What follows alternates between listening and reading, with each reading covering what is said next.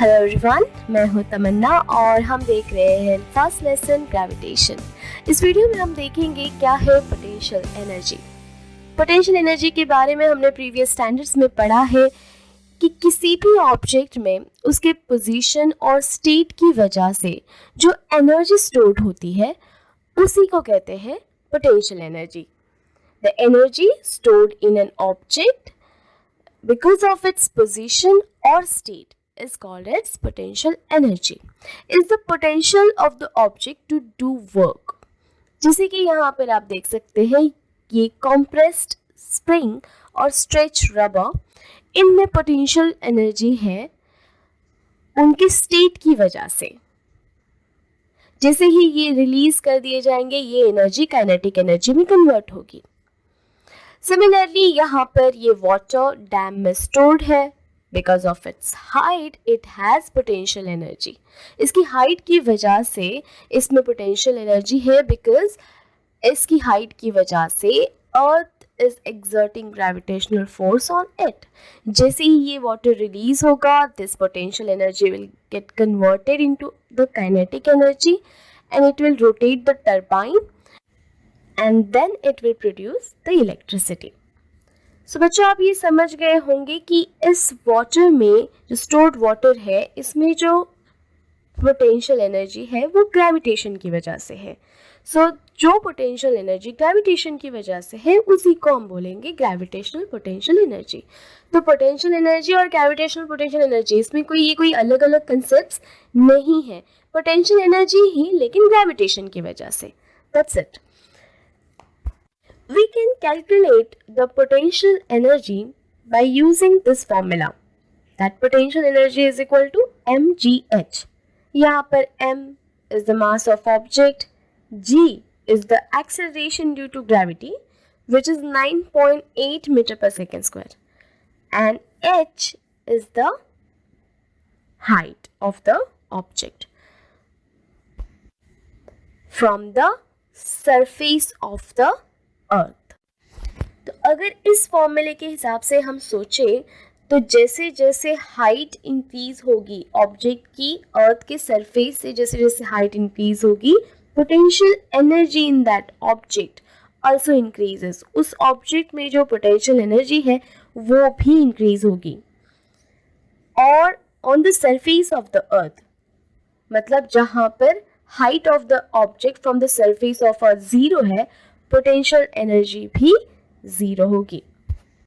But potential energy का ये formula सिर्फ उन्हीं हाइट्स तक ही हम इस्तेमाल कर सकते हैं जिन हाइट्स पर acceleration due to gravity means value of g constant होगी। मतलब उसमें बहुत ज़्यादा कंसीडरेबल चेंज नहीं होगा। हमने बच्चों प्रीवियस वीडियो में ये पढ़ा है कि as the object go about the earth surface, जैसे जैसे अर्थ के सरफेस से ऑब्जेक्ट ऊपर जाता है उसकी हाइट इंक्रीज होती है from the surface of earth, value of g decrease होती है। बट एक लिमिटेड हाइट तक इसमें जो चेंज होता है वो बहुत ही माइनर चेंज होता है, राइट। जब ये बहुत ज़्यादा हाइट पर ऑब्जेक्ट जाता है तब उसमें एक कंसीडरेबल वैल्यू ऑफ जी में एक कंसीडरेबल चेंज होता है, उसकी वैल्यू बहुत ज़्यादा कम हो जाती है। इस केस में बच्चों पोटेंशियल एनर्जी का ये वाला फॉर्मूला यूज नहीं किया जा सकता। तब इन वैल्यूज के लिए, इन हाइट्स के लिए जो पोटेंशियल एनर्जी का फॉर्मूला होगा वो होगा minus G into product of masses. यहाँ पे capital M is the mass of earth, small m is the mass of object upon r plus h. r is the radius of earth and h is the height of the object from the surface of earth. At infinity मतलब infinite distance पे, अर्थ के surface से infinite distance पर, बहुत ज़्यादा distance पर जहाँ gravitational force act नहीं कर पाता है अर्थ का, वहाँ वैल्यू ऑफ जी ज़ीरो होगी। जहाँ पर ग्रेविटेशनल फोर्स ही नहीं है, ग्रेविटेशनल फोर्स जीरो है, वहाँ वैल्यू ऑफ जी जीरो होगी। और जहाँ वैल्यू ऑफ जी जीरो है पोटेंशियल एनर्जी भी जीरो होगी। सो अगर इस हिसाब से जो स्मॉलर हाइट्स है, इन्फिनिटी से कम की जो हाइट्स है, जो स्मॉलर हाइट्स है, वहाँ potential energy less than zero होगी। अगर इन्फिनिटी में बहुत ज़्यादा सबसे हाइट पर अगर ये ज़ीरो है तो उससे स्मॉलर हाइट पर ये नेगेटिव होगी, और इसीलिए ये जो फॉर्मूला है ये माइनस में लिया हुआ है। तो बच्चों ये फॉर्मूला हम यूज़ कर सकते हैं टू कैलकुलेट पोटेंशियल एनर्जी। तो आइए इसका एक एग्जांपल देखते हैं। Find the gravitational potential energy of a body of mass 10 kg when it is on the earth surface।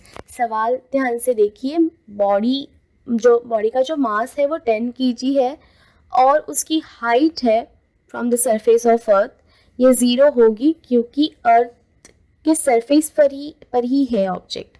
तो सारे वैल्यूज़ पहले लिख कर लेते हैं। मास ऑफ अर्थ हमें पता होना चाहिए, it is 6 × 10⁻24 kg, radius 6.4 × 10⁻6 metre, और gravitational constant 6.67 × 10⁻11 newton metre square पर kg माइनस स्क्वायर। अब आप सोचोगे ये वाली वैल्यूज़ तो है ही नहीं क्वेश्चन में, तो ये अर्थ के मास के या अर्थ का रेडियस और ग्रेविटेशनल कांस्टेंट, ये वैल्यूज़ आपको बच्चों याद होनी चाहिए। So, what is the formula for the gravitational potential energy is minus gmm upon r plus h। तो अभी सारे वैल्यूज रख लेते हैं। ग्रेविटेशनल कांस्टेंट आएगा 6.67 × 10⁻11। आप यूनिट्स मत लिखिए, ज़रूरत नहीं है, अगर आप लिखना चाहो तो लिख सकते हो, लिखोगे तो भी ओके, नहीं लिखोगे तो भी नो प्रॉब्लम। मास हो गया 6 × 10⁻24 और the mass of the object हो गया 10 kg, ये 10 kg दिया हुआ है, upon radius of earth it's 6.4 × 10⁻6। h यहाँ पर ज़ीरो है क्योंकि सरफेस पर ही है ना ऑब्जेक्ट, तो हाइट तो ज़ीरो हो गई, तो इसीलिए हाइट हम लिखेंगे ही नहीं। अब इसे कैलकुलेट करते हैं बच्चों, ज़रा ध्यान से देखिए। जो बाकी के सारे वैल्यूज़ हैं ये याद रखना है, शुरू में माइनस लेना है क्योंकि फॉर्मूले में माइनस है। तो 6.67 × 6 इंटू, अब देखिए ये 10⁻11 प्लस 10⁻24, तो इसका सिर्फ 24 लिया, ऊपर ऐड किया इंडेक्स में, और ये 10⁻1 तो हम 1 ऐड कर रहे हैं, और डिनोमिनेटर में 6.4 और 10⁻6। अब इसे जब आप कैलकुलेट करोगे, आप इसे मल्टीप्लाई डिवाइड सब अपने हिसाब से करो, you can take your time to calculate. अब यहाँ पे हमें आंसर मिलेगा 6.253, ये इसका कैलकुलेशन है। और ये जो ऊपर वाला -11 + 24 + 11, इसका आंसर मिलेगा 14। सो 10⁻14 हो गया और नीचे आया 10⁻6। तो अब ये 6 14 में से माइनस करने के बाद कितना आ रहा है 8, सो 10⁻8। Okay, so this is your final answer, that -6.253 × 10⁻8, और कोई भी एनर्जी का यूनिट जूल में होता है, so joule. So this is your answer. I hope you have understood the concept of potential energy. Very soon you will get the last video of this lesson, which is escape velocity.